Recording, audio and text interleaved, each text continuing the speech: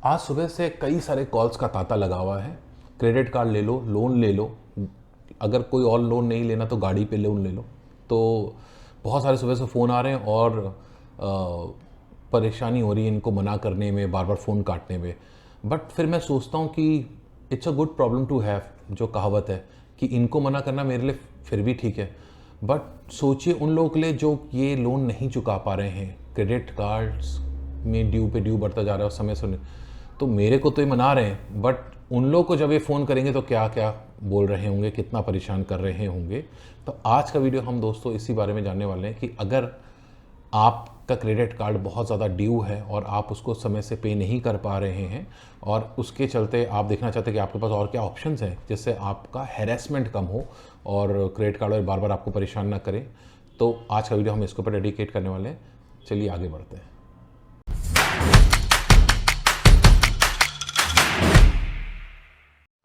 तो 5 तरीके जिससे आप ये क्रेडिट कार्ड से रिलेटेड अगर अमाउंट बढ़ता जा रहा है, ड्यू अमाउंट है और आप दे नहीं पा रहे हैं, कभी कोई बड़ी परचेज कर ली, तो ऐसे 5 तरीके जो आप इस तरह का इस चीज़ को एक्चुअली सॉल्यूशन की तरफ ला सकते हो और अपने हैरेसमेंट अगर कोई हो रहा है तो उसको आप रोक सकते हैं।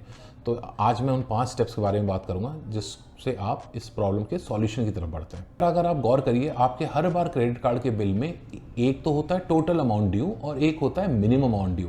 तो अगर आप टोटल अमाउंट देने में सक्षम नहीं है या उस समय आपके पास उतना पैसा नहीं है और आपको और ज़्यादा समय चाहिए, 1 महीना चाहिए, 2 महीने चाहिए, तो आप एटलीस्ट मिनिमम अमाउंट ड्यू जो होता है उसको पे करके आप इस बात को आगे बढ़ा सकते हैं। इस वजह से ऐसा करने से क्या फ़ायदे होते हैं, एक तो क्रेडिट कार्ड वालों का फ़ोन आना बार बार बंद हो जाता है कि कब आप दे रहे हैं, कब दे रहे हैं। दूसरा, आपका सिबिल भी ख़राब नहीं होता। अब ऐसा भी हो सकता है कि सिचुएशन इतनी टाइट है कि आपके पास वो मिनिमम ड्यू अमाउंट भी नहीं है, वो भी पैसा आपका नहीं है। मान लीजिए 1-2 लाख का बिल हो गया, 1 लाख का बिल है क्रेडिट कार्ड का, तो मिनिमम अमाउंट भी लगभग 10-15 हज़ार 20 हज़ार रुपये आएगा। तो बड़ा अमाउंट होगा 10-15-20 हज़ार, और वो भी नहीं है।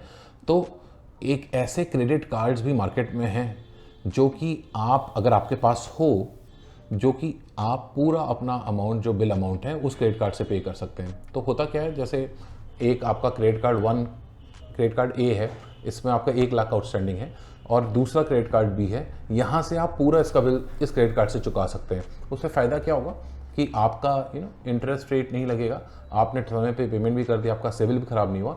दूसरा, आपको पूरा 40-45 दिन का फ़ायदा मिल गया, मतलब एक टाइम मिल गया है ना, 30-40 दिन का जो एक्स्ट्रा समय मिल जाता है क्योंकि दूसरी क्रेडिट साइकिल मिल गया, फिर आपको वो ज़रूर चुकाना पड़ेगा। तो प्रॉब्लम ख़त्म तो नहीं, बट 1 महीने के लिए टल जाती है, फिर आप बेटर सॉल्यूशंस ढूंढ सकते हैं उस बिल को पूरे तरीके से चुकाने के लिए। तीसरा तरीका जो बहुत पॉपुलर तरीका है कि आप एक शॉर्ट टर्म लोन ले लो अपने फ्रेंड्स एंड फैमिली से, जिसको लगता है जो आप किसी से मदद ले सकते हो। उससे हेल्प क्या होगी कि आप ऑब्वियसली जब हम फ्रेंड्स एंड फैमिली से उधार लेते हैं या लोन लेते हैं शॉर्ट टर्म में, तो कोई नॉर्मली रेट ऑफ इंटरेस्ट तो देना नहीं होता, और प्लस जैसे ही आप लोन अपना चुकाएंगे क्रेडिट कार्ड का, तो आप अपना इंटरेस्ट भी बचाएंगे, अपना सिबिल भी बचाएंगे। वो सब फ़ायदे तो हैं ही हैं। और दोस्ती अगर है और कुछ खास दोस्त हैं या रिश्तेदारों से बन रही है अगर आपकी, और वो सब है, तो थोड़ा सा लोन ले लीजिए और इस चीज़ को चुका लीजिए और फिर उनको समय से रीपे भी कर दीजिए, जिससे आगे कभी नौबत आए तो वो मिलता रहे आपको, उस समय भी हेल्प मिल सके उनकी, और जब उनका बाई चांस हो तो उनकी भी मदद करिए। तो लेन देन चलती रहनी चाहिए। चौथा ऑप्शन क्या है कि फिर आप देखो कि आपको किसी और बैंक से पर्सनल लोन मिल सकता है कि नहीं। वो मैं ऐसा क्यों बोल रहा हूँ पर्सनल लोन लेना, क्योंकि जब आप क्रेडिट कार्ड को ईएमआईज में या क्रेडिट कार्ड को अगर आप डिले पेमेंट करते हो, तो जो rate of interest credit card आपसे चार्ज करता है वो हाईएस्ट होता है, मतलब पूरी बैंकिंग फाइनेंशियल इंडस्ट्री का हाईएस्ट रेट ऑफ इंटरेस्ट। मतलब ये 18% से लेके 36% तक चले जाता है अगर आप सब कुछ पेनल्टी और सारी चीज़ें मिला लोगे। तो इट्स वेरी एक्सपेंसिव, बहुत ही ज़्यादा महंगा पड़ता है। इतना ज़्यादा पैसा, इतना ज़्यादा इंटरेस्ट दे के कोई फ़ायदा नहीं है। मगर आज की डेट में अगर आप पर्सनल लोन ले जाते हैं जो आपको 4 से 5 साल की अवधि मिल जाती है वो लोन चुकाने के लिए, 1 साल 2 साल 4 साल अलग अलग टेन्योर के हैं, और रेट ऑफ इंटरेस्ट भी 11-12% के आसपास आज की डेट में बैंक आपको पर्सनल लोन दे रहे हैं, तो एटलीस्ट आपके पास आपकी ईएमआई अमाउंट कम हो गए और आपने पूरा अपना क्रेडिट कार्ड का अमाउंट चुका लिया। ये बड़ा फ़ायदा होता है। तो ये ऑप्शन भी आप ले सकते हो, ये बहुत स्मार्ट मूव होगा। अपना ज़्यादा इंटरेस्ट भी नहीं दिया, सिविल भी बचाया और अपना शांति से लोन भी चुका दिया। 5वां स्टेप मान लेते हैं।